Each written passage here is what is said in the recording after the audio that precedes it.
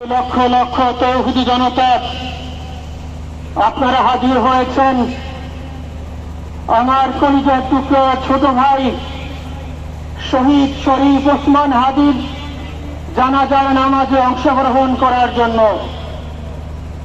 সম্মানিত হাজিরিন, আপনারা জানেন শহীদ ওসমান হাদি তিনি স্বাধীনতার সার্বভৌমত্ব রক্ষার জন্য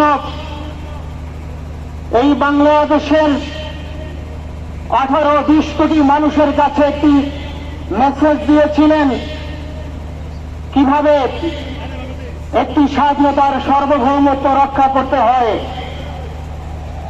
আজকের বড় পরিতাপের বিষয়, আমার বলার মতো কোনো অবস্থা নেই। আপনারা জানেন যে শরীফ ওসমান হাদির একটি বাচ্চা, মাত্র 8 মাস বয়স।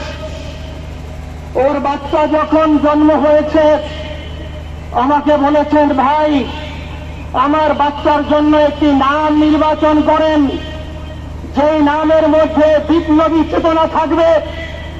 আমার সন্তানের জন্য একটি নাম নির্বাচন করেন, যেই নামটা সাহসিকতার পরিচয় বহন করবে। আমি অনেক যাচাই বাছাই করে ওর সন্তানের নাম দিয়েছিলাম ভীরনাথ, বিপ্লবী এবং সাহসী। সম্মানিত ভাইয়েরা, আজকের ওর সন্তানের চেহারার দিকে তাকানো যায় না। আজকের আমার মেয়ে প্রায় পাগল হয়ে যাচ্ছে, জ্ঞান হারিয়ে ফেলছে। আমার ভাই বোন তারা পাগল হয়ে যাচ্ছে। আমার 6 ভাই বোনের মধ্যে সবচেয়ে ছোট ছিল শরীফ ওসমান হাদি। আজকের তার লাশ আমার কাঁধে বহন করতে হচ্ছে। আজকের আপনাদের কাছে আমার কোনো দাবি নেই, শুধু একটি দাবি।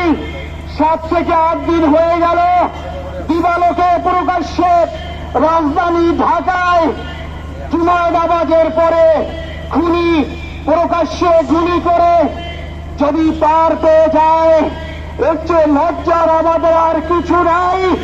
যদি 5 থেকে 7 ঘন্টা সময় তারা কেমন করে গেল, এই প্রশ্ন জাতির কাছে রেখে গেলাম। আমার কোন চাওয়া পাওয়া নাই। আমার ভাই ওসমান হাদি শহীদ হয়েছে, ওর শহীদি তামান্না ছিল। আপনার বক্তব্য শুনেছেন, আপনারা শহীদ ওসমান হাদি টকশো শুনেছেন। ও সব সময় শহীদি তামান্না করত। হয়তো আল্লাহ তাআলা ওর শহীদি সেই মত নসিব করে দিয়েছেন। কিন্তু আপনাদের কাছে আমি এই ঋণ করে দিই, আমি ছাড়ব না।